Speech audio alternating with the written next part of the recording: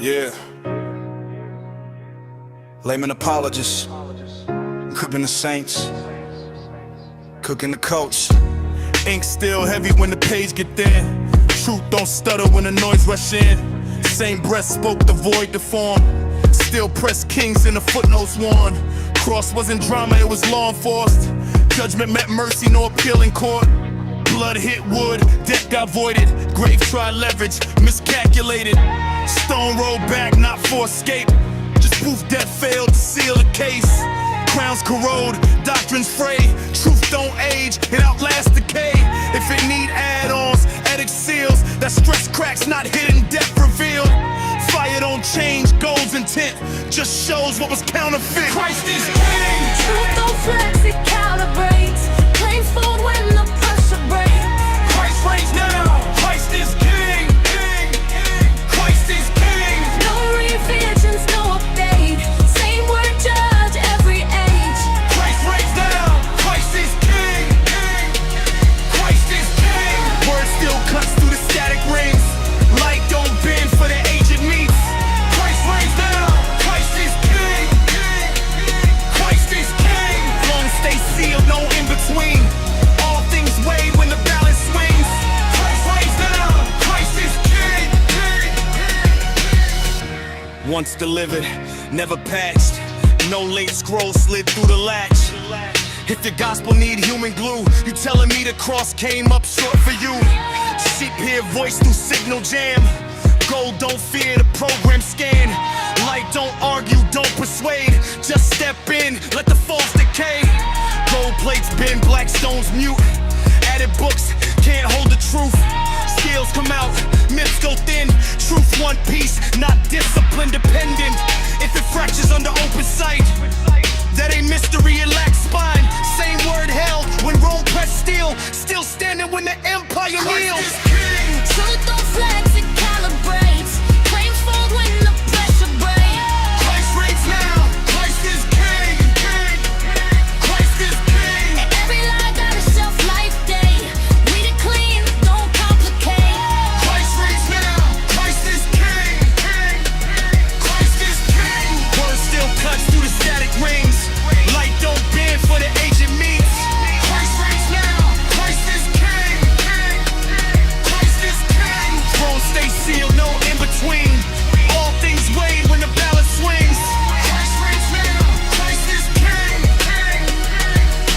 Alpha framed it, Omega closed. End declared before it showed. Kings play chess inside of time.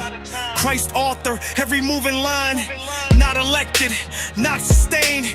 Crown predated, cause and claim. Not propped up by our defense. Truth stand firm without our breath. Wrath exhausted, grace intact. Paid in full, ain't future. Hello, everyone. Let me know if you can hear me. I see Mr. Onion Lover is in the chat already. Now, do not judge me, folks. I'm enjoying a pumpkin spice tea. Never thought I would be a pumpkin spice guy, but it actually tastes kind of nice. Anyway, let me know how the sound is. I currently have a new setup. The mic seemed to work well last time me and Gabe streamed, but midway through it had a little bit of a technical problem. So let me know if it's too loud, if it's got an echo or anything, so you can let me know. Mr. Onion Lover says he can in fact hear me. Well, that's always a good sound. A good sound, a good sight. I normally end up starting these lives not being unmuted. Soccerfoot says, "Hey all, welcome my friend. How are you over on Twitch? Good to see you." Onion Lover says, "Pumpkin spice is great for baking. It's apparently great in coffee and tea as well." I don't know how I got converted onto this. I'm going to blame members of my family, but so folks, today we are testing out a couple of things. I have upgraded my plan in EV Mux. You will see the change probably towards the end of the weekend, or not this weekend, next weekend. I should say we should have a lot more features We've got our live show coming up where Muslims can call in. And more importantly, we do have a debate coming up. However, I still need to lock down a debater on the negative side. So we will hear more about that information later on. Today, we're going to react to Apostate Prophet's story about coming out of Islam. So this is going to be a very chilled stream, a very relaxed stream. We're just going to really watch. I'll give my thoughts here and there. But if you guys want to comment or chat, you can obviously do that, and I will try my best to get to your chats. Mr. Onion Lover. My family were using pumpkin spice for making cakes and muffins before the pumpkin spice latte trend took off. It's fantastic. Yeah, I'm not much of a trend person, Mr. Onion Lover, but this was made for me a couple of weeks ago, and ever since I've just been drinking it. Tina, sister, how are you? I will be in touch later tonight, by the way, to get you sorted out with your information. Good to see you. Right, folks, I am going to go on ahead and bring this up first. Let me see. Okay, there we go. Folks, you can let me know whether this format works or not. Let me know if the YouTube video is too loud, but I haven't actually watched this yet, and I'm quite interested in watching it, and I have a couple of things I want to try out with this new setup. I'm trying to get the setup behind me looking a little bit nicer, just so streams don't look as bare bones as they used to. Obviously, we've got the new mic setup, we've got new monitors, everything else. We're trying to upgrade our quality for streams going forward, so that whenever we do start doing a lot of these call-in shows, that people are actually going to be seeing not just good quality conversations happen, but they're not just going to be looking at a bare bones setup of me sitting with a blank wall behind me, which is, nobody wants to tune in and see that. So, folks, I'm going to go ahead and react to this. This is a very chill stream. I will not be bringing up anyone to chat. This is just going to be me hanging out. Looking forward to having a conversation with you guys in the chat, though, so please do interact. I look forward to hearing your thoughts, but I'm going to go ahead and press play, and I'm going to react to this a little bit back and forth. YouTube, once again, Apostate Prophet does not strike anyone for using his material. I know this is from Frank Turek. I also believe he doesn't strike anybody. I am reacting to this under fair use copyright. So do not strike me again. Anyway, folks, let's go ahead and play, and let me know what your thoughts are. I have a lot of grievances about being raised in a Muslim family, but I've always had love for my parents, and especially my mother, and her feelings. It was very difficult for me to actually break it to them that I left Islam. My father has cut all ties with me. He said, under these circumstances, you cannot be our son anymore, and you have to change your ways, otherwise you're basically dead for us. So I have since not talked to my father. I occasionally talk to my mother, but our relationship is very strained since then. But this is nothing, because I have met a lot of Muslims along the way, or a lot of ex-Muslims along the way, who left Islam and who are now under constant threat from their families. There are other ex-Muslims that I know of who are in hiding, who had to leave entire countries, who were chased with threats of death by their fathers and their brothers and cousins and relatives. So, let me just pause here and react briefly, because I will have to stop this every now and again because it's YouTube. This is not unique to Apostate Prophet here. We reacted to a video before December, anyway, about a young woman who was unalived in an unaliving. I need to be very careful with my words here on censorship. This is common within Islam. If you leave Islam, you are considered under the unaliving penalty. So this threat is not unique to Ridvan. Many have faced this. Many apostates from Islam speak out about this. And I think it's good that they do. That's why I'm interested in hearing this story a lot more. But this is very, very common. So in Islam, you can be unalived for being an apostate or for being a critic of Islam. So technically, I would be considered ripe for the unaliving. But we have to speak out against cults. We owe our allegiance to the Lord Jesus Christ. And this is what we're going to do. But anyway, let's continue watching. Who are being persecuted by their governments that they lived under. So it is a very difficult thing to be an ex-Muslim.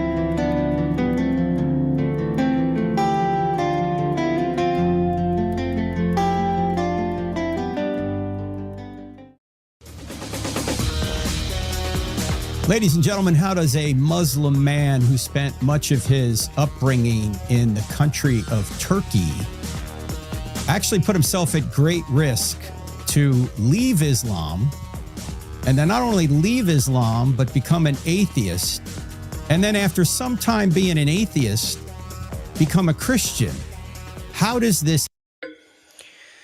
So yeah, for those that don't know, this is actually Ridvan's story. He was a Muslim for many years of his life, and then he became an atheist for over a decade. And ever since he started working with David Wood and other people, many people were praying that Ridvan would come to Christ. That he would see that he was. I'm sure he'll probably tell his story on this, but he will probably. He'll probably get into the fact that he was very burned out on any thought of religion whatsoever. So a couple of years ago, whenever you were watching his lives with David Wood and stuff, like, you could see he was still very hostile to religion and stuff. Over this last number of years, that has changed, and Ridvan has actually come to faith in Christ. So we praise the Lord for that. So Soccerfoot says, anyone else having trouble signing in to the members only on Fourth Wall? I get the page doesn't exist for the login.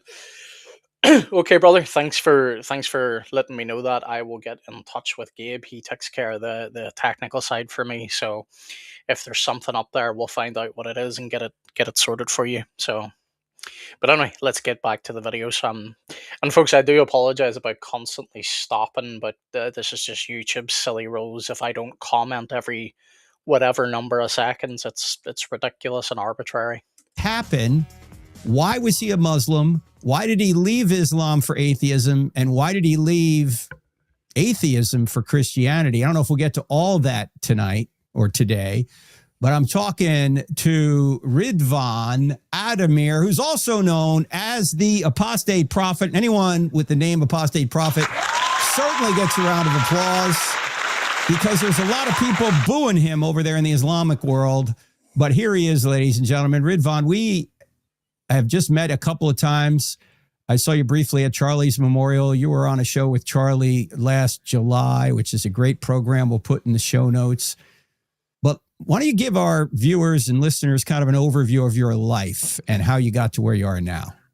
Sure, thank you.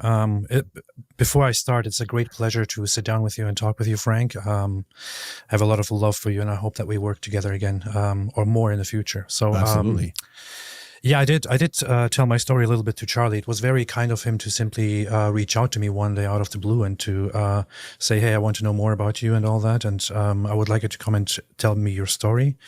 And he was kind enough to invite me there. And I got to, even for a very short time, meet that wonderful person that he was. So just want to remember that. But yeah.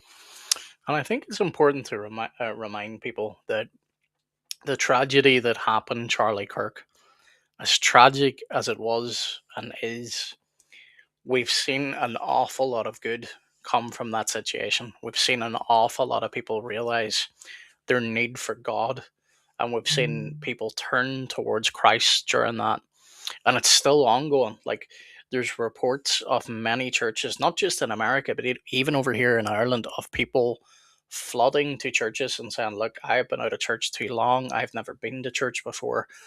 Many are coming to Christ. And we want to see that continue. We want to see that flourish. So, like, guys like Ridvan, guys like David Wood, Inspiring Philosophy, God Logic, Fearless Truth, If you don't know who they are, go and get involved with them. Go and follow them over on YouTube, follow them on X, support the work they're doing, because they are showing people that the Christian faith is defensible, that we have reasons for the hope that is within us. And more importantly, they're exposing Islam. So I am of Turkish origin. My name is Ridvan Aydemir. I sarcastically, satirically call myself apostate prophet because apostasy is a very, very difficult thing in Islam.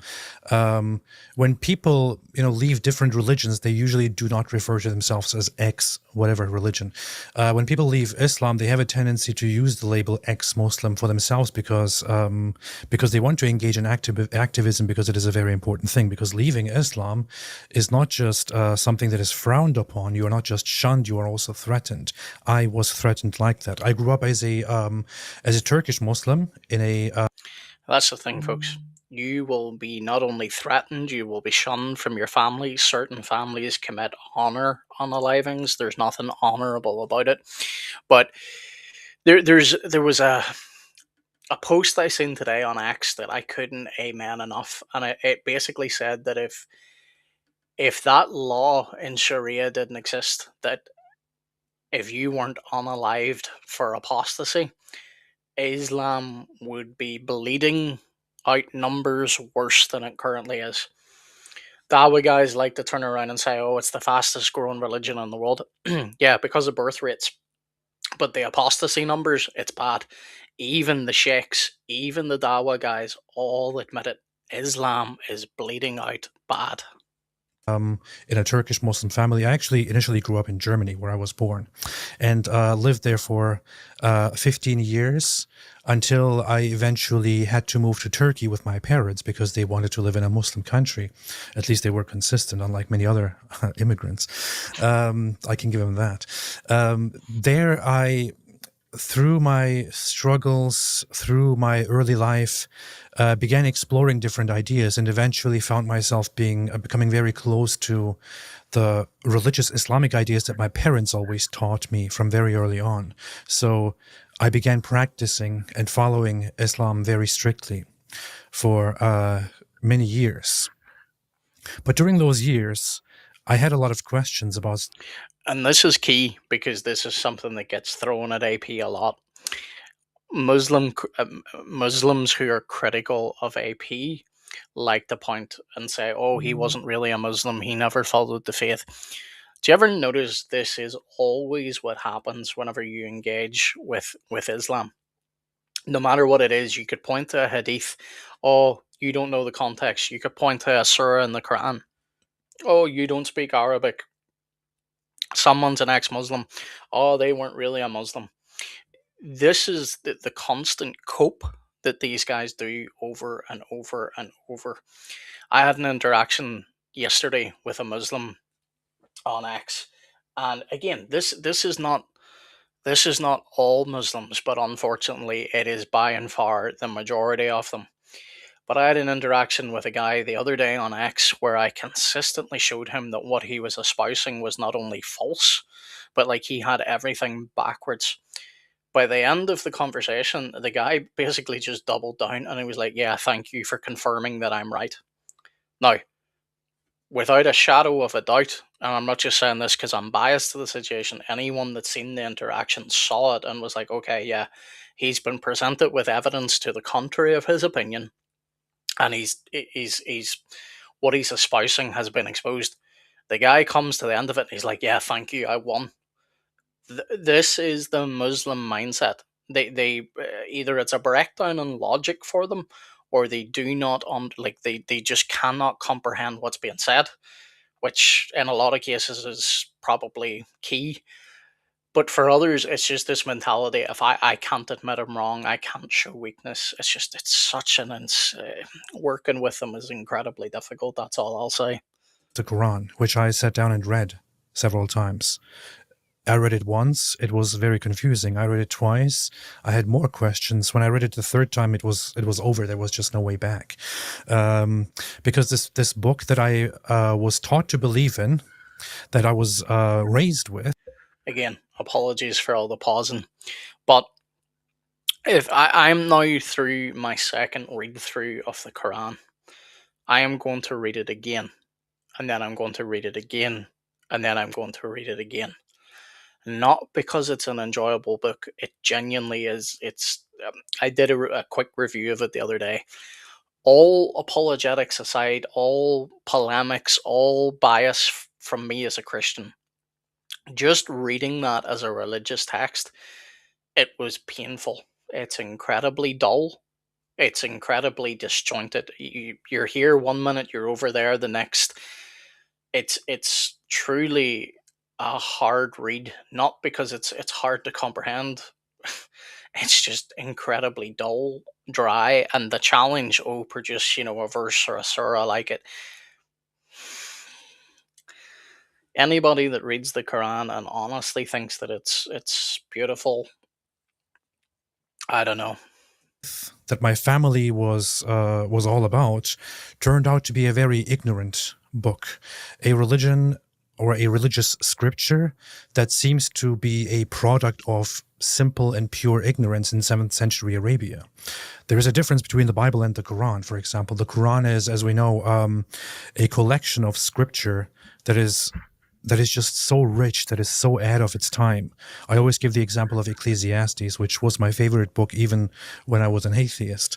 And I've always considered it very, very much ahead of its time. The Bible, you mean? Yeah.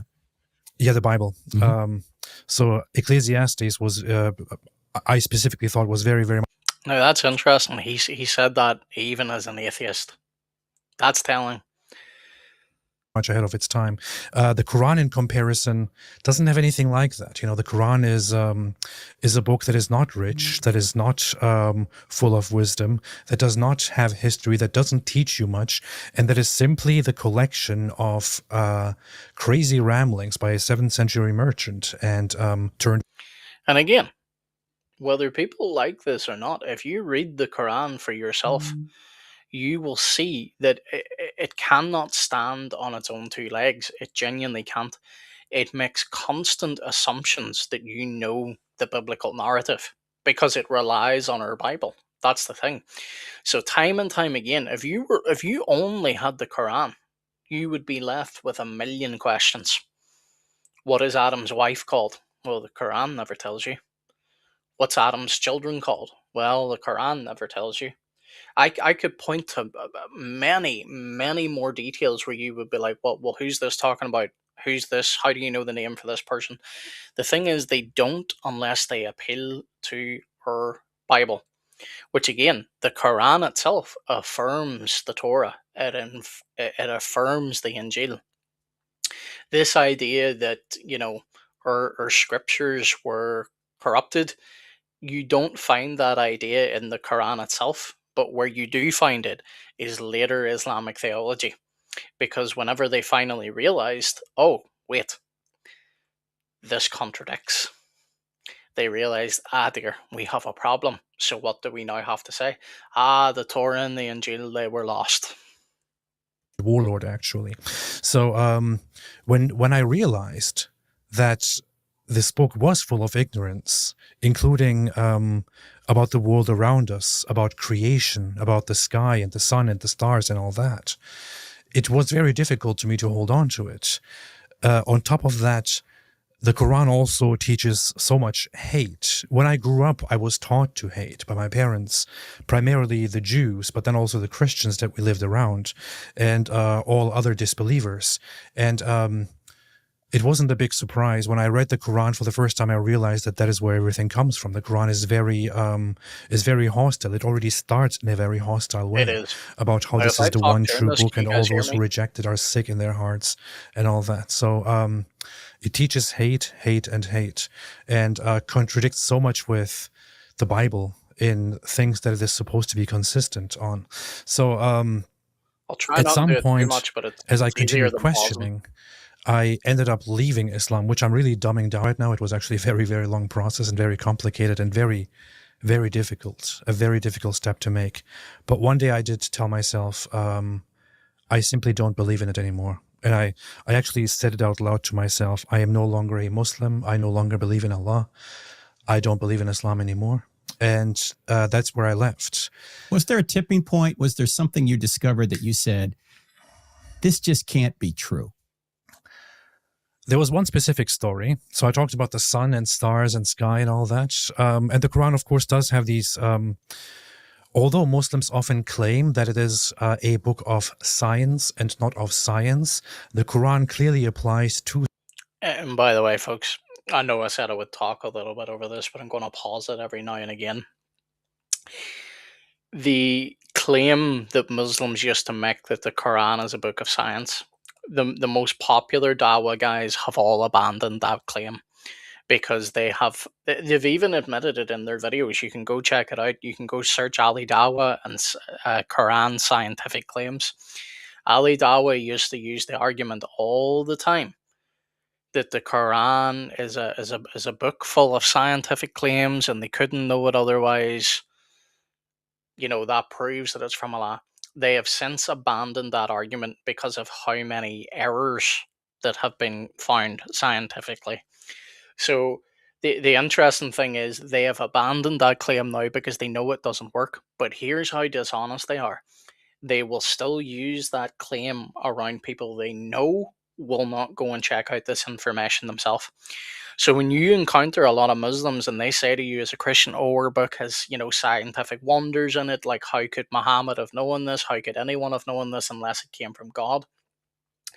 Be aware that that person may not be trying to be ingenuine. That person may just have been told a lie. And that's the sad thing. Anyway, let me address a few comments here. LA Apologetics, good to see you, brother. Good to see you. And he says, thanks for the mod honor, brother. No problem, brother. I just realized the other day, I think you had gone by that stage, but I realized you couldn't post the link. So we do have a couple of spots open, folks. If anybody does want to be a mod, like I kind of need to know you a little bit to know that I can trust you. But if anybody does want to be a mod, you're free to do so. Anyway, again, I'm going to continue to play this. I may chat over it a little bit rather than keep constantly pausing, but let me know if it becomes, to a point where it's not really listenable. Science to the natural world around us in order to prove the point that the author is Allah. It says, and look at the sky, does it have any cracks? In order to prove that it is Allah who made it and who wrote it. But there is one section That's profound, right? in the Quran, which is a very interesting one in chapter 18. It tells a story of a man known as the two-horned one, who walked to the farthest side in the east and saw the sun rising upon people who didn't have any protection against it, and he built for them a wall. Then he traveled to the farthest west, where he eventually found the sun as it was setting in a murky, muddy spring. That's what he observed. When I read this, I was very confused about it, and I would say so. I asked imams and I asked others to answer this question, and the answers that they gave were simply very insufficient. As I questioned it further, I then found out that this story is actually directly taken because somebody came to Muhammad and asked him about somebody named Dhul Qarnayn, the two-horned one, and he apparently didn't know. So he went and found something out and came back. And So just before Ridvan goes on here, this is what I want you guys to know. Muhammad was known as the ear. And the reason he was known as the ear was he picked up whatever was told to him. Didn't matter what source it came from, Muhammad picked it up and retold it. And there was a sect of Jews who pretty much, fed Muhammad lies just to see if he would repeat it. And sure enough, Muhammad repeats it and claims it was revelation. So this is an example of what Ridvan is pointing out. Muhammad hears the story, doesn't know much about it, goes away and basically tells it. story that he tells here is actually a parallel of a myth about Alexander the Great that people told back in the day from these mythical stories about him called the Alexander Romance, where he allegedly also went to the east and built a big wall and then went to the very, very far west and all that, and built a wall against Gog and Magog that will come and attack the world and all that. So it's a story that he directly took from folk legends about Alexander the Great. And it was very strange for me to find that out because the two-horned one in the Quran is praised as a servant of Allah who is righteous and who is guided by Allah Alexander the Great was as pagan as it gets. He declared himself God. Yep. Um, Alexander the Great he's didn't believe in a god. He and thought he was the whole a god. description of the Quran sinking in a muddy spring, I tried to, as much as I could, interpret that, metaphorically and all that, which is what Muslims nowadays try to do. But there simply is no metaphor. He goes and he sees the sun setting in a murky spring. And when we go to the earliest sources, the earliest interpretations and explanations of the Quran, we find that the earliest scholars and interpreters, such as Tabari, who is an early interpreter of the Quran, was not arguing that this is a metaphorical explanation, but rather that there is actually such a place where the sun goes at night to set in a muddy spring. And then the discussion that he has is only about whether it's a muddy spring, a dark spring, a murky spring, and all that. So Now, pay attention to what AP just said. Al-Tabari, one of the earliest to talk about this in the Hadith, he says that this is not metaphorical, that this did actually take place, that there is a place where the sun sets in a murky spring. Yet, whenever we bring this up to Muslims, this is what I say about the Muslim shuffle. Watch it turn into, you don't know the context, you don't know the Hadith, you don't speak the Arabic. It's anything to hopscotch away from the actual point. it turned out that the Quran appeals to a very ignorant environment, a very uninformed, unenlightened world where people in the 7th century simply have these fantasies about the world and don't actually know anything about how it was created and what it looks like. So, and the Quran, which is claimed to be Allah's word, directly affirms those mythical perspectives. So we have a lot more with the Apostate Prophet. You want to check his YouTube channel out. Look for Apostate Prophet. In fact, he's got one YouTube video up there, 43 scientific mistakes in the Quran. It's got 800,000 views. Check that out. That's one of them, the sun setting in a muddy spring. We'll talk a lot more with Apostate Prophet after the break. Don't go anywhere. You're listening to I Don't Have Enough Faith to Be an Atheist. I ain't going anywhere, brother.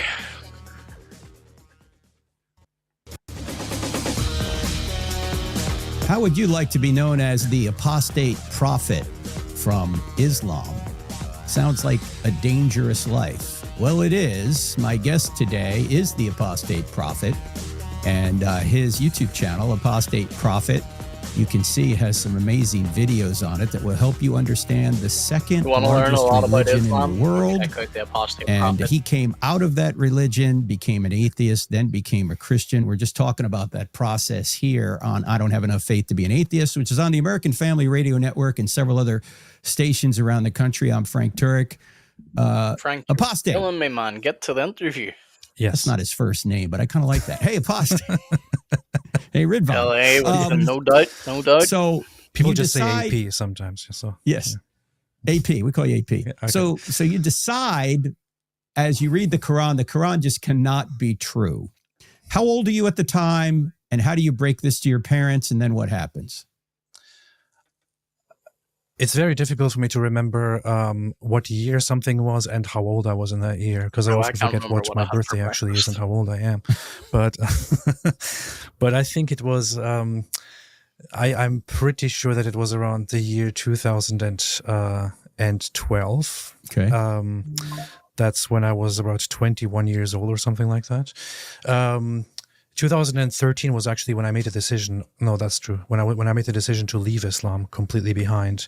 Then a year after that, I was still questioning faith and all that. The thing is, I didn't really tell my parents at first. My parents found it very fascinating and they were very happy about the fact that I would, before that time, sit down and pray and try to be a good Muslim and all that, because that was the most important thing to my parents. They would really like to see me be a good Muslim. Yeah. So they found great joy in that. If I watched I cared a lot about how my mother felt. I cared a lot about her happiness. I have a lot of grievances about being raised in a Muslim family, but I've always had love for my parents and especially my mother and her feelings. It was very difficult for me to actually break it to them that I left Islam. So what I actually did was to not tell them, but to kind of make it obvious that I'm not really practicing anymore, which made them a little bit upset, but to rather start speaking online about it. Oh, Yeah, that's a rough one. I don't even know because obviously we're not really raised in a culture like in Christianity. I have no fear now. Heaven forbid, I have no desire to apostatize from Christianity, but we don't live under this fear, this threat that if you were to apostatize, that your life becomes forfeit. We don't live in a culture where imagine trying to tell your parents that you had left this religion, knowing that they are going to not only forsake you, but you know, there's every possibility that they may attempt an honor unaliving. So I can understand Ridvan not quite getting around to telling them, but instead trying to make it obvious that he's not really practicing and then speaking out about it online. This is the one thing that people will notice about Ridvan over and over and over. You say what you want about this dude. This dude has cojones. Like he just straight up does. He has no fear of the threats, and he's lived with many threats now over the years. And especially since he started working with David Wood, I think they've only increased. Excuse me. And that eventually led them to find out from other people who saw me online that I had left Islam and that I'm also now criticizing Islam. In retrospect, it probably wasn't really a good idea to do it this way because it was probably more hurtful. But of course, they're very upset about it. They don't like it. My father has cut all ties with me, and he said to me only in a text message the last time that I saw him, or after I saw him, he said, "Under these circumstances, you cannot be our son anymore, and you have to change your ways. Otherwise, you're basically dead for us." So, I have since not talked to my father. I occasionally talk to my mother, but our relationship is very strained since then. But this is nothing because I have met a lot of Muslims along the way, or a lot of ex-Muslims along the way who left Islam and who are now under constant threat from their families. Gladly, my family didn't tend to be, or doesn't tend to be, a very violent one. There are other ex-Muslims that I know of who are in hiding, who had to leave entire countries, who were chased with threats of death by their fathers and their brothers and cousins and relatives, who are being persecuted by their governments that they lived under. So it is a very difficult thing to be an ex-Muslim. Nowadays, for me, when I speak out, I do constantly get death threats. Sometimes it's just talk. Sometimes it seems more credible. Gladly, I am in the United States of America where we have our freedoms guaranteed. So the FBI checks in on me and also tells me that I shouldn't be intimidated by anybody, that I'm free to do whatever I want to do, and that I should simply stay strong and keep going. People in Europe, for example, don't have the support of their own governments and security forces. Gladly, we do. But yeah, so leaving Islam is a dangerous path. In multiple countries, there is still a death penalty for it. In other countries, you can be locked up and fined for it and lose your family and all your belongings for it.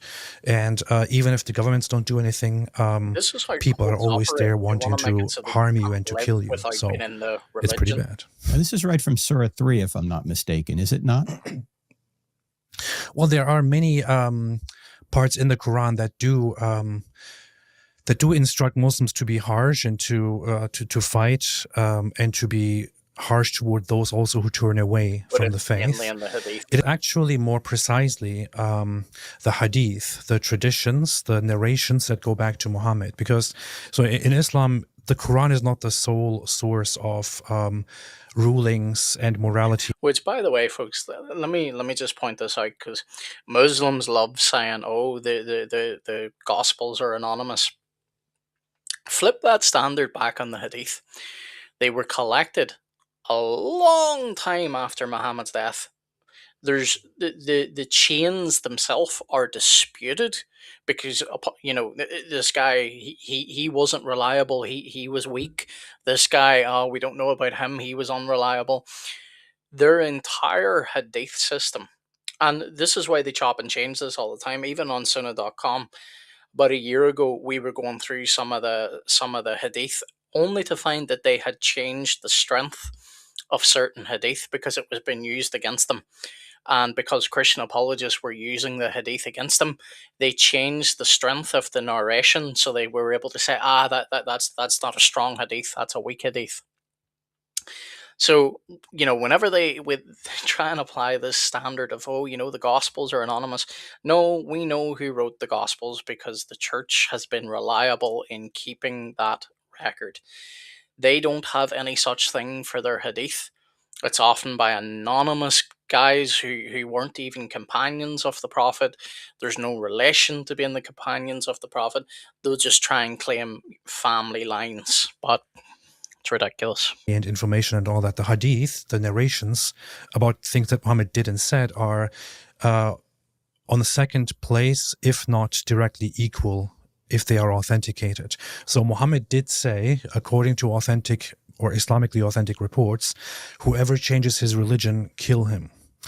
According to other narrations, he said that that no Muslim can be killed unless he commits adultery, murder, or he leaves Islam, for example. So these are not disputed. Because of these rulings, because of these commands by Muhammad, Muslims have for 1,400 years held that it's the right thing to do to persecute and to kill apostates. Yes. And this is why whenever people try and do the whole that's not Islam, that's extremism, no. Because these are things that the Prophet Muhammad did himself. He not only instructed them, but he did them. So to say that they're not true Islam, or you appeal to groups like, and I'm hesitant about saying their name because I know what YouTube is like, but I think we all know of certain Islamic terror groups, and I'm air quoting terror because there's no need to put that label on it. They're just practicing Islam. Um, you will get people that try and say, "Oh, moderate Muslims denounce that." Well, they can't, because in order to denounce that, they would be denouncing their prophet and things that he did and things that he said. This is what Ridvan's pointing out. You can't escape this. So whenever people do this whole, Islam is the religion of peace, you're parroting a line that you have been fed. Go read the sources for yourself and stop listening whenever Muslims do this whole, oh, you don't speak Arabic, you don't know the context, blah, blah, blah, blah, blah. There's a reason they're going to tell you you don't know the context. They do not want you studying their sources. All the legal schools of Islamic jurisprudence agree on this. They only agree on how the execution should be done, whether the apostate should be given a chance to return or not. And they all agree that if the apostate has spoken out and waged war verbally or otherwise against Islam, then there is no redemption anymore. That person needs to be executed. So these are very direct Islamic rulings. But we're told that Islam is the religion of peace. How does this square with this kind of it doesn't. This kind of thinking here, AP? So the funny thing is that a lot of people also add to that Islam directly means peace, and Islam actually doesn't mean peace. It means submission. That's right. It means direct submission to not only Allah, the creator, but also to Muhammad. Yep. Because the Quran doesn't simply put Allah as the one that people need to submit to as authority. It also puts the Muhammad as the secondary authority. Everybody who listens to Allah also needs to listen to Muhammad. In order to enter Islam, you have to say, I testify there is no God but Allah, and that Muhammad is the messenger of Allah. So you submit fully to Allah and his so-called messenger. And Allah and his so-called messenger order violence and persecution. You can, of course, have peace if you fully abide by Islam's brutal laws. And, of course, if you refuse to do that, you can die and rest in peace. But that's all the peace there is to it, unfortunately. Yes. And unfortunately, people in the West here want to play footsie with this kind of thing. And that's the danger. They don't seem to realize that this kind of violence has been going on for 1,400 years. Precisely. Very prevalent over here from in Ireland. Muhammad People try and say, "Oh, right up to today." Muslims, they're peaceful.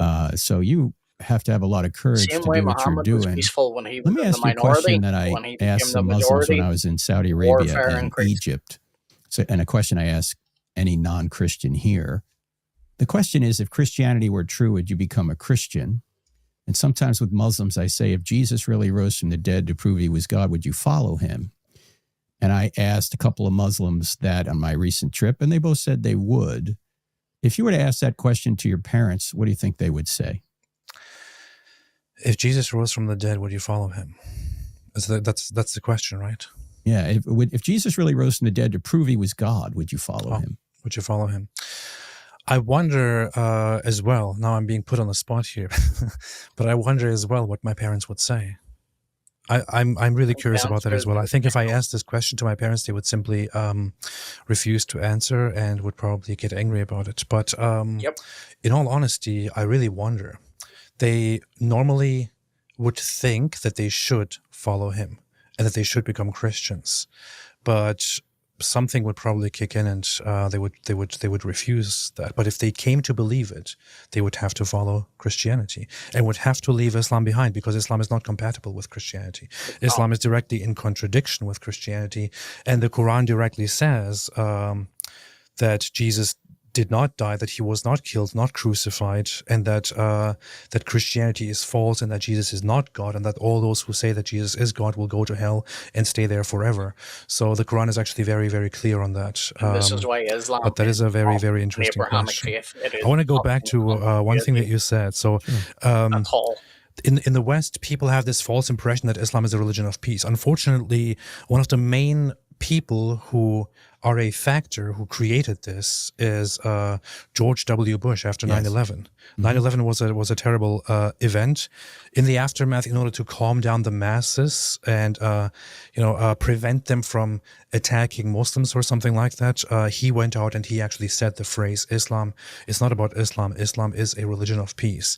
He very much popularized this, and people picked it up and make that ridiculous claim. Throughout the 1,400 years, Muslims never claimed that Islam is a religion of peace. As I grew up, I never heard from Muslims or from my parents or from anyone else that it's a religion of peace, because it's a ridiculous claim. It is a false claim, popularized actually by some Muslim organizations in the 1960s and later on, but then very much popularized by George W. Bush, unfortunately, and picked up in the Western world. But people really need to let go of this. Islam invaded and attacked the West for 1,400 years relentlessly. It certainly is not a religion of peace. Yeah, there is a myth in our country about that. And unfortunately, many people now believe it. And it's not just they're in letting America, their folks. guard down. It's all Western countries. But I want to talk about, and we'll talk about this after the break in more detail, but I want you to introduce it right now, AP, if you could. And this is the one thing that I find helpful, and I know you and David Wood and others find helpful. If you just have a short conversation with a Muslim, to plant a seed in that Muslim is something called the Islamic dilemma. Can you just start talking about that? We got about a minute before the break, and then we'll pick it up on the other side. Yeah, so the Islamic dilemma is a very, very nice concept and an irrefutable, fantastic argument. You can jump up if you want, brother. I don't know if you're free or not. I will butcher if I try to explain it very well, but it goes something like that the Quran directly affirms that the previous scriptures, the Gospel and the Torah, were revealed by Allah and are still available in the hands of the Jews and the Christians. So it said this in the 7th century, but the Torah and the Gospel, if read, are in direct contradiction with Islam and actually refute Islam and show us that Christianity is true. So if Muslims do agree indeed with their own Quran that the Gospel is a scripture by Allah, then they have to affirm that Christianity is true and that Islam is false, which is why they somehow have to reinterpret what the Quran actually says about these books. But then they have to go to the Quran and pick out passages which contradict them completely. So it's an argument that is airtight. And we'll unpack it more right after the break. I actually asked that of a guide I had in Saudi Arabia, the Islamic dilemma. I'll tell you what he said, and then we'll go further with it, how you can use it by just asking a couple of questions of anybody you know who is a Muslim. Radio music. And they might not come to the foot of the cross, obviously, immediately, but it will plant a seed of doubt about the Quran and Islam in their minds. This is the thing. That's what you can do in our first evangelize. All right, back in we are only going to focus on the Quran, not the tafsirs, not the hadith, nothing else, only the Quran. What is the Students Quran across America are more open to the truth of Christianity than ever before.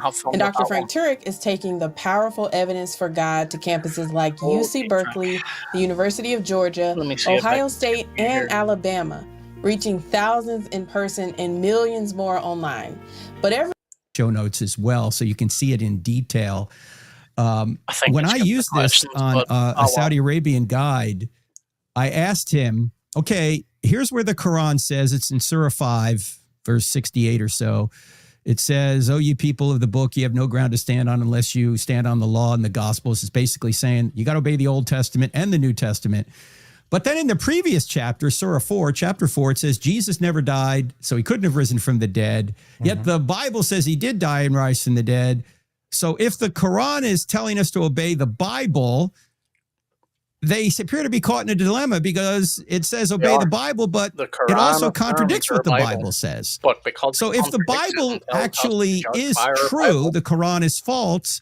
If the Bible is false, the Quran is still false because it's telling you to obey a false book. So I asked him this, AP, and I said, how do you interpret 5 and 6? He said, well, or chapter 5, verse 68, he said, well, we have to obey most of it. That's what he said. Not all of it. What kind of responses have you gotten from Muslims on this? It is really incredible because I would also most definitely, I think David Wood has become the primary voice, the primary person, the primary figure who now has a whole project going on about the Islamic dilemma, and he's doing a fantastic job. He has, by the way, the Islamic dilemma is airtight. Muslims think they can solve it. They can't, because no matter what direction you go in, you end up proving Islam false. Now, there are different versions of the Islamic dilemma. I actually have one of my own, and it's called the prophetic veracity test, right? Go on to my channel after watching this, hopefully, and check that out. The prophetic veracity test. Or the prophetic veracity dilemma, I think I named it.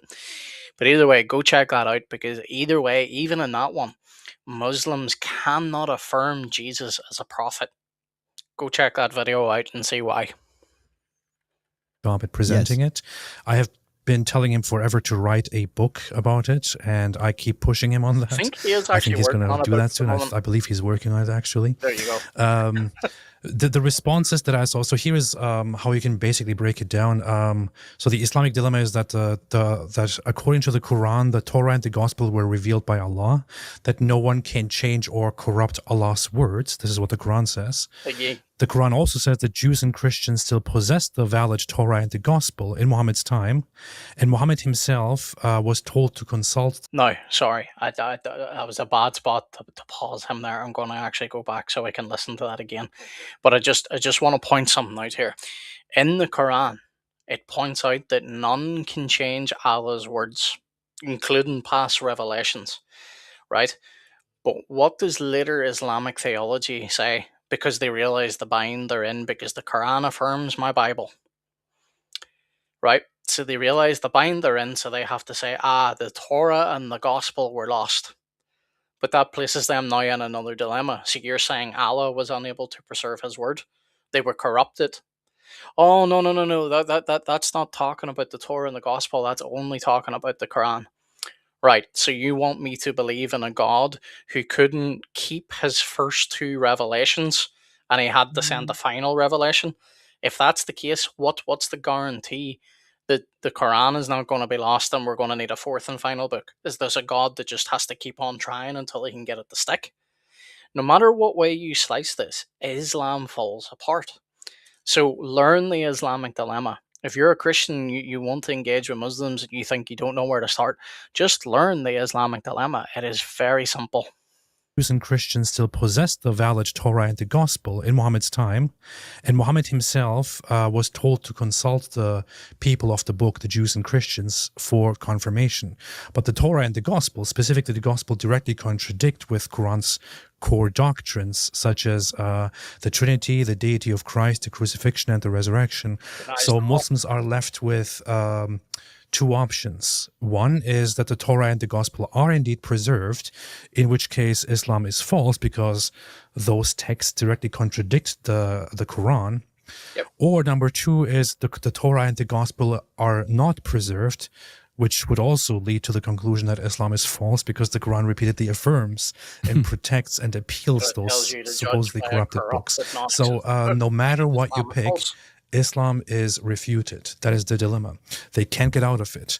And then there are, of course, the verses that we can cite and we quote.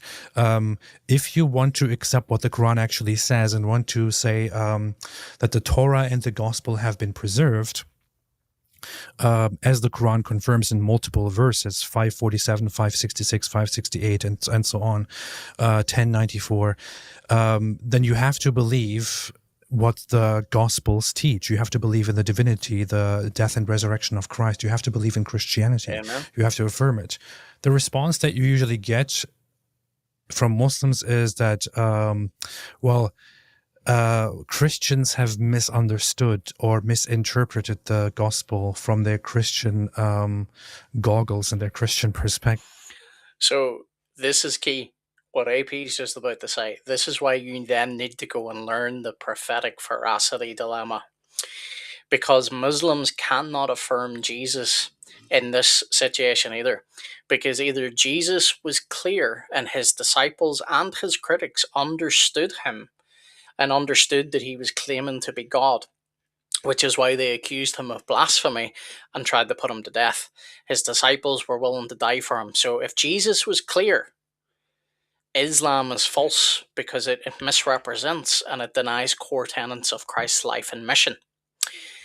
If Jesus was unclear, if he was unclear and his disciples misunderstood him, his enemies misunderstood him, then Jesus actually feels as a prophet.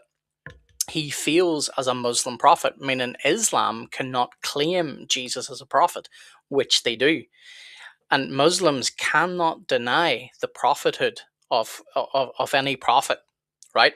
So either way you slice it, either Jesus was clear, in which case Islam is false, or Jesus was unclear, in which case Allah is false.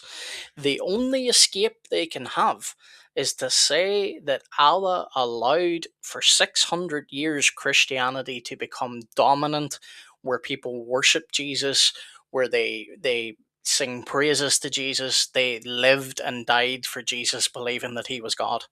If that's the case, Allah fails in protecting true religion. Allah fails in protecting his message because he allowed this to happen. There's no escape for this. Either Jesus was clear and Islam is false. Jesus was unclear, Islam is false. Allah allowed pagan worship to happen for over 600 years. Allah fails as a god. Either way you look at that, either way you slice it, Islam is false and it cannot hold up to scrutiny. That falls very flat because the Gospels are very, very explicit and very clear. And the earliest Christians believed in the core teachings that they teach, which brought us the Christianity that we have. The Gospels directly tell us that Jesus rose from the dead, that he is God, and so on. Other responses that they give are something along the lines of what you just said, or what the person gave you as an answer. We are supposed to believe in the preserved, correct parts of it. But when you ask them what those parts are, they will say, well, those parts that are in line with Islam and do not contradict Islam. So it's circular reasoning. You're supposed to accept the Quran as authority to judge what is and is not authentic in the Gospels and the Torah. But wait a minute. Once again, we have the dilemma, because the Quran does say that those books as they exist in the time of Muhammad were preserved. So when you say that you only believe in parts of it, you are denying what the Quran says. Once again, you fail. There is just no real way out of it. And in all honesty, even if I wanted to give them the benefit of the doubt and give a proper explanation in favor of Islam against the Islamic dilemma, I probably couldn't come up with one. We have actually tried it and we can't really respond to it because, as I said, it's an airtight, solid argument that really thoroughly refutes and debunks Islam. And it is currently so strong because we have been repeatedly talking about it. So many more people are talking about it every day. We see Muslims try to respond to it, and we have not seen a single good response from a Muslim. Well, they have to run away from it. I've heard some people try and say that the Quran at the time, the Bible at the time of the Quran's writing, so the 700s AD, It's been corrupted since then. But that's easily refuted by saying, like, we have entire Bibles from the 300s AD. Exactly. So we know what the Bible said in Muhammad's day. It's the same thing it says today. It hasn't changed. And I think also your point saying that the Quran says you can't abrogate, you can't change Allah's words. And if Allah's words are considered the Old and the New Testaments, then the argument from corruption doesn't work either. Then you're again violating the Quran. So this would seem to be a knockdown argument for the It is. They can't for Islam. That's why whenever they come but on yet Christians' lives, people still persist in belief anyway. Because they know they can't answer. It is a knockdown argument, and it is actually getting to such a level that just recently, just a week ago or a few days ago, the most popular Muslim debater, Mohammed Hijab, actually sat down to angrily respond to it and angrily try to explain it. And I would encourage those who are curious about his response to actually sit down and watch it. Where would that be? Could we put it in the show notes? We'll find it. It's a I'm not sure what it's called, but just recently, Inspiring Philosophy, Mike Jones, he and David together reviewed it and responded to it. We'll find it. We'll put it in the show notes, friends. Because Mike does a good job at Inspiring Philosophy, and of course, so does David too at Apologetics Roadshow. YouTube channels, you can check them out as well. Yep. And look, we need to reach out to people in the second largest religion in the world. And only 1% of missionaries go to Muslim countries. I think part of the reason is they're afraid. Yeah, there's a reason for that. We need to reach out to people who are believing in God. They're believing in some kind of cause out there, but they're believing in the wrong God. And I want to talk a little bit about the historical reliability of the Quran itself, if we can, AP.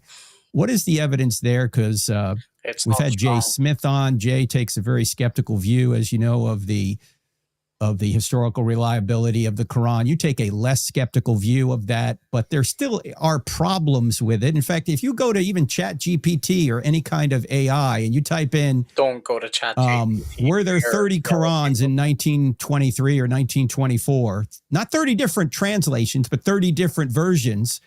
It will affirm, yes, there were, and the Egyptian government selected one to make it the standard in the school system there, and then the Saudi government... Let me just say one thing about that, just because this falls into a territory that becomes very dangerous. On X, you currently have Muslims left, right, and centre asking Grok to prove their theology over and over and over.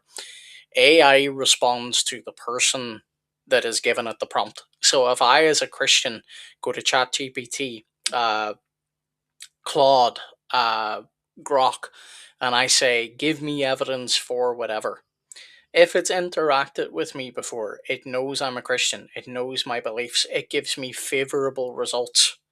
So whenever you see people online using ChatGPT or Grok or Claude or whatever AIs are out there, I don't know them all, but those are the three biggest anyway.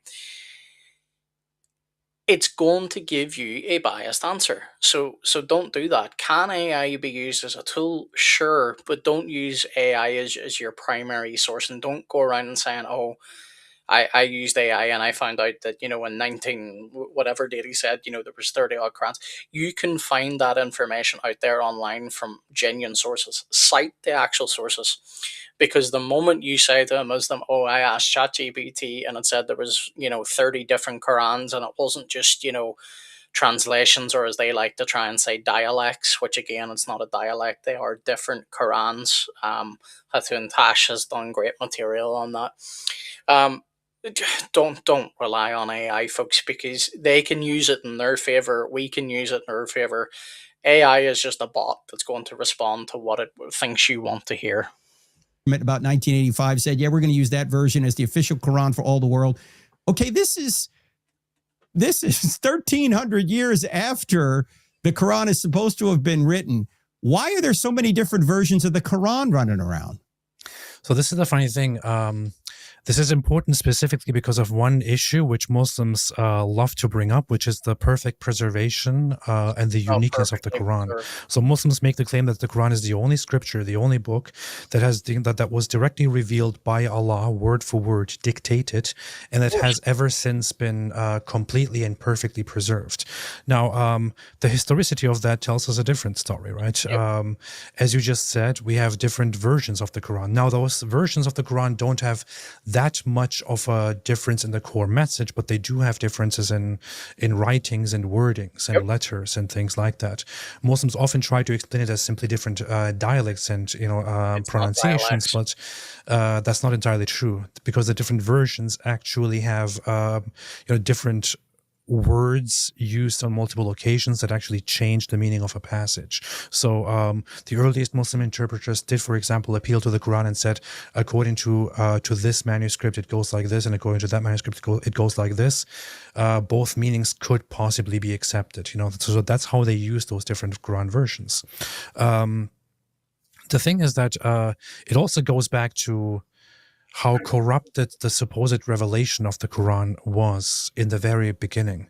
So those different Quran versions came into existence when the scribes and memorizers of Muhammad came together and began compiling the Quran from their memory and from their notes and creating different versions, of which many were actually initially burned. And it was unified, but it was still not unified. There were still many other versions left. But even going back from that, the first time that the Quran was indeed compiled into one book, into one scripture, was only after the death of Muhammad. Mm-hmm. There was a major battle during the so-called apostasy wars when many Muslims were leaving Islam after. Now, I'm fairly sure AP is going to go on to explain this here, but initially, you had different, in Islam, you had different men that had different verses, different surahs memorized. Now, they thought, Muslims thought, God is not going to allow these guys to die, because otherwise they would lose the recited or the memorized verses. So what they did was they placed these guys on the front line of battle, thinking that Allah was going to protect them, because why would Allah allow these verses to be lost? Now, guess what happened? These men started to die on the battlefield, and they realized, oh goodness, we are going to lose verses because these guys have it memorized and these other guys don't. So they realized very quickly, okay, this isn't going to work. We need to bring them back off the front line of battle. Anyway, let's hear what IP has to say. The death of Muhammad, which caused a major war. That war killed many Muslims who memorized and who wrote down parts of the Quran, which Muhammad revealed from his mouth, as supposedly the angel Gabriel spoke it through him directly from Allah. So in order to prevent the complete loss of the Quran by the death. And remember, he's saying it here, but he hasn't really... He's explained it in detail elsewhere, but I think he's just given the gloss notes here. But the reason why he's about to say to preserve it is because, again, they put these men on the front line of battle, thinking surely Allah will not allow these men to die because they have these parts of the Quran memorized. It can't be lost. What happens? These men start to die. Deaths of the memorizers and scribes, Muhammad's immediate followers came together and decided to compile it all into one book. And even in those narrations, you will find that the person given the task to compile it says, but the Prophet never ever commanded us to do such a thing. So the Prophet never even gave them the idea that it should be compiled into one book. He simply repeated revelations that he supposedly received from an angel. A lot more with Apostate Prophet. Go to Apostate Prophet on YouTube. Also, you can check out his website, apostateprophet.com. Same with Joseph. And he has some amazing videos on his YouTube channel where you can go a lot deeper than what we're talking about here. We need to be better at reaching out to Muslims, friends, and Apostate Prophet can help. So check him out there. I'm Frank Turek. You're listening to I Don't Have Enough Faith. We haven't gotten into this yet, Ridvan, but I do want to ask you a little bit about when you did leave Islam. You became an atheist for a while. In fact, I was looking back at a text that David Wood sent me. Over a decade, this had to be 5, 6, 7 years ago.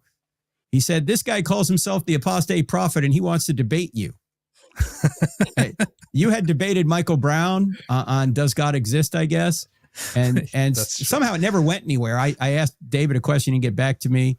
But how did you become an atheist? Why did you become an atheist? And then, I don't know if we'll get to it in this show. We'll have you on again to talk about how you became a Christian. Why did you become an atheist? What made you go, I think this whole thing is bunk. There's no God. It's very funny that you bring this up. I completely forgot about that. But I was having a conversation with David, and I did suggest to him that I should debate you. So that did come up. Wow, it's very incredible. I completely forgot about that. But I'm glad that's not the case anymore. I'm a Christian today. Thank you. Amen.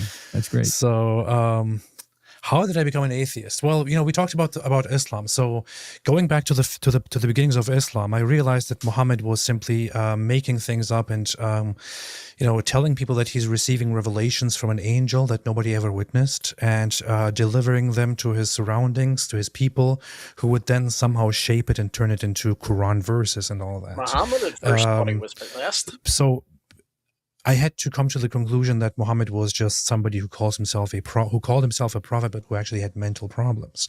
There are many other narrations that support this, such as the ones that talk about him. Whenever he would receive a revelation from an angel, he would have what you could describe as seizures. For example, he would fall on the ground, he would sweat heavily, he would make loud snorting noises, and spend some time in that state, to then eventually come to himself and say, I just received a revelation from the angel Gabriel. So these are directly in the Muslim sources, by the way. In fact, that's directly how Sahih Bukhari, the number one most reliable book on the narrations about Muhammad's life, starts. It describes how he used to receive his revelations. It sounds a little bit weird, doesn't it? Didn't he used to think that he was being possessed by demons, by jinn? They're called jinn in Islam. Yep, that's true. And it actually led him to want to end his own life. So, and his wife Khadijah talked him out of it and said, "You're getting revelation from the same source as Moses." Yes, precisely. That's true. That's true. So Muhammad early on thought that his revelations were from the dark side, and then he did indeed. Then he said no. Well, his wife said no. You're getting it from Moses, or from the same source as Moses. And then we have, and isn't it interesting? The world's second largest religion does not have any miraculous confirmation that anyone else could confirm. It doesn't. It's similar to Mormonism. In fact, people have made the case that Mormonism is just very much like Islam without the violence, because there's just one guy that gets a new revelation, and he can have many wives as well, but he's not as violent, quite obviously. And he's saying that the Bible is corrupt and he has the new revelation. It's very similar in that regard. It's almost of course, like the Apostle Islam is much larger than Mormonism. An angel, it's been around a lot longer. An angel. But how do Muslims respond when you say, well, Muhammad really thought he was being possessed by demons? They don't really respond. I mean, they just explain that this is how he received his revelations. This is what Allah decided. But of course, you can say that this logically disqualifies and refutes him as a prophet. But you could point out how odd it is that apparently Allah chooses to deliver his revelations to him in that way. That he gives him immense pain and suffering, as Muhammad himself describes it. That he throws him on the ground, makes people get a little bit scared of him, and all that. And eventually we learn that this is apparently a revelation from Allah. So finding out these things, and then also the miracle about the moon splitting, for example, which was touted as this big miracle that everybody witnessed. It turns out that that was probably invented a few centuries after Muhammad's death, and nobody ever witnessed it. Had the moon split in two in Muhammad's lifetime in the 7th century in Arabia, it would have been witnessed by multiple other civilizations that were far advanced, and they would have taken note of it. Nobody noticed it. So anyway, these revelations led me to eventually end up leaving Islam, questioning religion in general, thinking that Muhammad was just a self-proclaimed prophet who sold something to the world. And I did sarcastically come up with the idea of just saying, I can do that too, but I can actually have a good message, so I'll just call myself a prophet as well. And so the apostate prophet, and then talk about how bad Islam actually is and all that. During that time, I did I did wrestle a lot with the idea of God. It's fine to say wrestling with God. But at that time, my conclusion, without looking too deeply into the Bible, into Judaism and Christianity, aside from figuring out the contradictions between the Bible and the Quran, my conclusion was at that time, I think all of it is a lie. We were just deceived. We were just being deceived. Nothing is, there is no God. If there was a God, then it would be proven true. But the best explanation that we have is that there is no God. And I go with the best explanation, not with, Good afternoon. Good afternoon. You said it's difficult to hear me. Oh dear, that's not too good. A few others did say that they could hear me. So I don't know. I will try and turn up my mic a little bit more. I may just need some light here. Bear with me.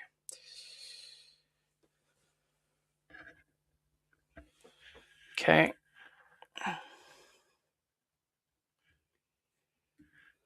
Let's see how that goes. We're gonna continue doing it the way we're doing it just for now, because normally when I have to stop and start this thing, the streams go on forever because it's too much to react to. But good afternoon, hope you're well. And let's get back to the stream and see. The more difficult, or the least supported let me know how I explanation and sound all now. that. So these basic new atheist thoughts, also going with Christopher Hitchens and Sam Harris and all the others, and basically getting my confirmation bias from them, led me to become an atheist. It was an interesting path to go down after freeing myself from the shackles of Islam. Livian said, sounds good. How long was that period, the atheism period, for you? It was actually very long. So it was like almost 10 years long or so. There we go. I thought it was 10 At years. the beginning and at the very end or so, I would have described myself more as an agnostic, but I would have simply chosen the title agnostic atheist. But still, it was nearly 10 years. So for nearly 10 years, I was an atheist. Perfect. Glad to hear for it. the longest time, There's just I did sympathize with Christianity, the IP here. and even did say in the past, I wish it was true. So this is something that I did say many years ago, because I always loved it and had respect for it, but I could not believe it. I thought that God is simply something that people made up to explain the natural world around them and the things that happen in life, and because they can't deal with the fact that one day everybody dies and it all just stops. Which is common existing. whenever you talk to atheists. I thought not every atheist. The only explanation we have is simply that it is what it is. There is no inherent meaning. There is no inherent creator. There is no inherent. There is no purpose to anything. We all happen to accidentally live on this planet in this empty universe, and one day we will die and all of this will be gone, and that's just how it is. And I thought I could make peace with that. Yeah, I thought I could make peace with that and find meaning in that with existentialist philosophy and absurdist philosophy and all that. But I really tricked myself, because whenever I pondered more deeply about it, and whenever I was less motivated, I found how I'm simply providing meaning for myself because I'm so terrified of the fact that there is actually no meaning at all, and all is for nothing. And there is really no reason why I should be alive. That was my thought. But still, I wanted to stick to my atheism until eventually I couldn't do that any longer. And you began to investigate Christianity at that point? Yeah. I thought I knew a lot about Christianity, but as I was exploring Christianity, I guess we can go into more detail on that later on. As I was exploring Christianity, I realized that I was actually exploring Judaism at first, then Christianity. But as I was exploring it, I realized that I don't know anything about it. And I began going into the early theology and the early philosophical explanations of Christianity, and found them incredibly profound. And it was when I read the Epistle to the Romans that I realized what a fantastic set of writings the New Testament actually is, and how impactful and meaningful it is. I was always fascinated with Ecclesiastes of the Old Testament, but reading the Gospels and encountering their message for the first time gave me a big fascination with Christianity. At some point, I thought that I can simply believe that there is nothing, that there is no God, but I can still just hold that Jesus was a very good moral character and a great teacher and a fantastic figure, and everybody should be more like Jesus. I mean, as an atheist, I did say that I wish everybody was more like Jesus and less like Muhammad. But back then, this was just about what kind of a teacher and moral figure Jesus was.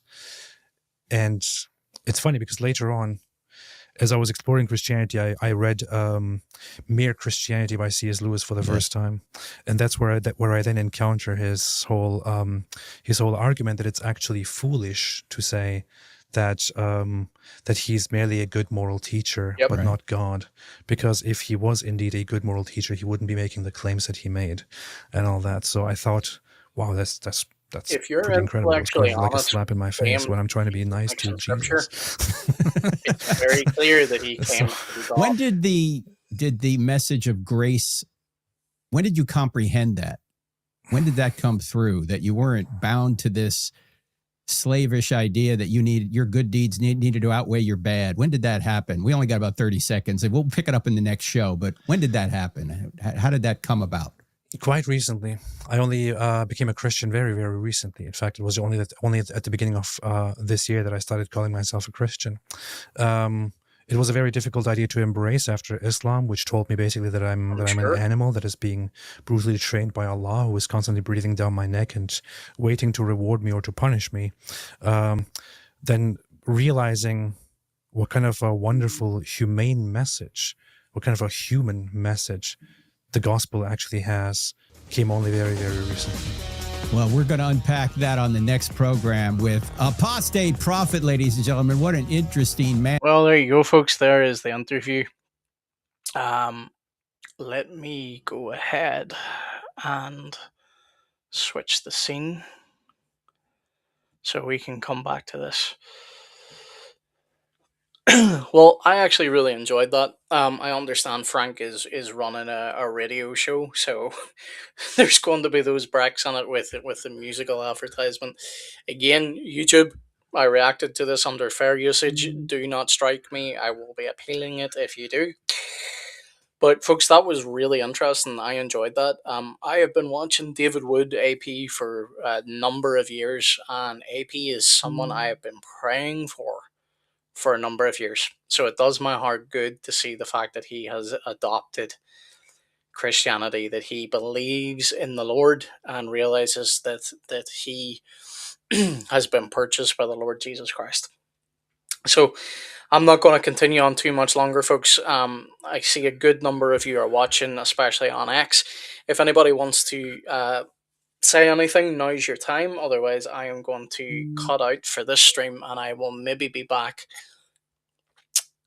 No, not actually tomorrow. We may be back tomorrow. We normally used to stream Monday, Wednesday, and Sunday, but streaming times over this last number of months have been incredibly inconsistent due to me and the co-hosts having different things to do, different plans, different projects we've been working on. But we're going to try and get back to a more consistent streaming time soon. We're going to have a call-in show very shortly for Muslim callers, especially. We want to have conversations with them. And folks, we invite you to come check out what we're doing. We are, Gabe and I have both got our own websites. You can find him at trinityapologetics.com. You can find me at thelaymanapologist.com. You can check us out on all our social medias. All the main ones, you'll find us there. Just search our names. Now, Gabe obviously wasn't in this stream, but he normally is my co-host. We do have another co-host, but he has been absent for at least a couple of months now. He's got a lot going on, so maybe he'll be back in the future. However, we have got a lot of work that we're currently doing. I am currently writing another book, which has taken a lot of time. If you do want to check out my book, you can find it on Amazon. It's a little devotional on the first book of Psalms, and showing how they all point towards Christ. You can check that out on Amazon. Just type in The Layman Apologist, Songs of Heaven's King, and you'll find it. That's a way that you can help support me in the channel. If you do want to support the channel and the work that we're doing, because YouTube, we're going to be stepping into YouTube more regularly in the future. YouTube has been a bit of a side gig for me and just something I enjoy doing, but we're going to try and do a lot more streams in the future. We're going to be producing a lot more content. We're going to have interviews. We're going to have debates. But if you want to help support that work, there is a QR code at the bottom left hand of your screen, or there right beside it you can also see a link that you can type into your browser as well. That is a way that you can give to the channel. It can be a one-time gift, or you can become a monthly member where you will get access to perks. The reason why we're operating with Buy Me a Coffee for now is we have recently had a massive boost in subs thanks to GodLogic, so thanks again to that, brother. But we are not yet monetized. We do not yet have access to super chats or anything else. But even then, Buy Me a Coffee is still one of the best ways that you can give to us, because we actually get to keep everything that you give. Everything that we do make doesn't go to us personally. It gets poured back into the channel. It gets poured back into research for the materials that we're producing. Gabe and I also have a website that is coming out very shortly that will show you how to witness to Muslims. It's going to be a very fun, very interactive website, so we're looking forward to that. We've already hinted at it in previous streams, but that will be something we're working on in the future. I currently have a group of writers who are writing for me over on Substack, which is great because it frees my time up to do a lot more of this stuff. So you will see more of us in the future. And we're looking forward to producing good Christian apologetics for you guys, and we hope it blesses you. So, all that being said, thank you very much for watching, folks. I am going to hop on out. Please do spread the word, like the stream. It really, really does help. Comment after the video has ended, because it really does help the algorithm push the video. It helps get our channel out there. So, do all that for me. I would be immensely grateful if you would. Thank you very, very much for watching. And again, if you do want to give, the QR code is just down there. So thank you very much, folks. God bless.